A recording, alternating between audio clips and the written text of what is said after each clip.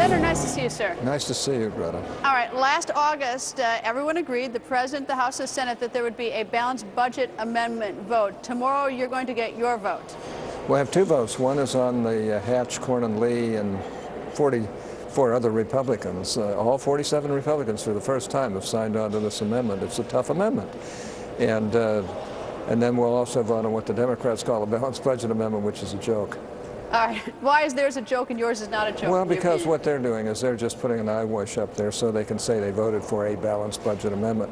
Their amendment doesn't balance the budget at all, has no mechanism to balance the budget. It's just a phony amendment. Do the Democrats have any appetite for a balanced budget amendment? Is that what you're saying, that they have no appetite? Well, they not only don't have an appetite, they can't even subsist without spending your money and everybody else's money. That's the way they keep themselves in power. They claim to be, well, they take your money and the taxpayers' money and they spend it, and then they claim that they're compassionate with your money. And that's what they do. They're big spenders, and they want more taxes so they can spend more. All right, let me get a little historic framework here. Yeah. First of all, the House voted on its balanced budget amendment pursuant to this last August agreement. That failed. That was last month. So now the Senate chance. But I just want to back up for a second. This isn't the first balanced budget amendment that you've ever introduced, is it? No, I've been on every balanced budget amendment since I got here in 1977. And I have to say that 5 of them I brought to the floor, and 2 of them we got within 1 vote. In other words, had 66 votes. In 1997, I had 67 votes, the requisite number, as I walked to the floor to make the final arguments, and one of our Republicans flipped on us because the unions threatened to not ever support him again if he voted for the balanced budget amendment. We lost by 1 vote. Can you imagine, had we won that vote in 1997, we wouldn't be in this colossal mess we're in today. Well, you don't expect to win tomorrow. Well, it'd be really miraculous if we do, because we have all 47 Republicans for the first time, but we'd need 20 Democrats. And the Democrats keep themselves in power, like I say, by spending your money and then claiming that they're compassionate.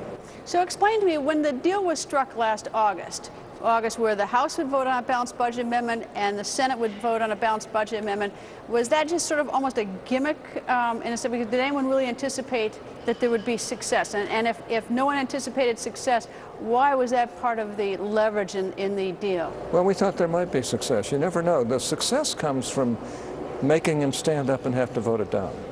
When the American people realize that they're not consistently sincere about really getting spending under control. You know, we're spending 25% of the GDP. We haven't spent that much money since World War II, when we were at the height of the war and the government had taken over industries even. I mean, we literally haven't spent that much. But that's what they're doing. In fact, usually we spend around 18 to 20%. But the 25% of the GDP is a whopping trillions of dollars, I've got to tell you, and they're running us right into the ground.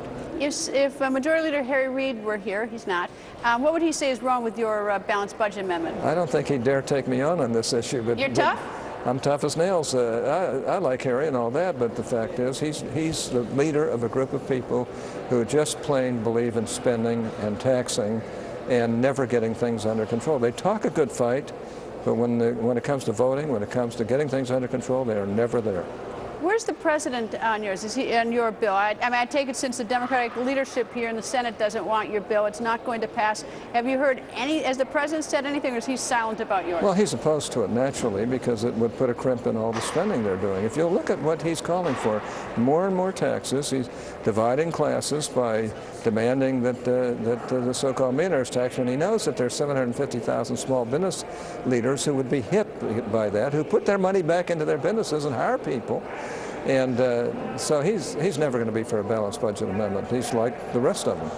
Do some people think that a balanced budget amendment might sort of tie the hands of Congress to solve problems in the economy and for America? You disagree? Well, we just had the Democrat Budget Committee chairman get on and talk about all the calamities that are going to occur if we stop their spending and taxing.